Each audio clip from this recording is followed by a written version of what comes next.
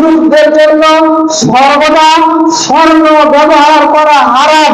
একদা আল্লাহর নবী সাল্লাল্লাহু আলাইহি সাল্লাম তার ডান হাতে রেশম এবং বাম হাতে স্বর্ণ নিয়ে বললেন, এই দুটি আমার উম্মতের পুরুষদের জন্য হারাম এবং নারীদের জন্য হালাল।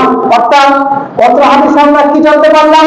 আল্লাহ রাসূল সাল্লাল্লাহু আলাইহি সাল্লাম ডান হাতে স্বর্ণ নিলেন আর বাম হাতে রেশম নিলেন এবং বললেন, এ আমার সাহাবীরা, তোমরা দুটি জিনিস লক্ষ্য করো। তার এক, আমার ডান হাতে যে স্বর্ণ রয়েছে আর আমার বাম হাতে যে রেশম রয়েছে, আমার উম্মতের যত উম্মত রয়েছে সকল উম্মতের জন্য এই দুটি হারাম। কিন্তু আমরা অনেকে বলে থাকি, মনে করে থাকি, আমাদের ভ্রান্ত ধারণা যে পুরুষ মনে হয় অল্প পরিসরে স্বর্ণের আংটি করতে পারবে।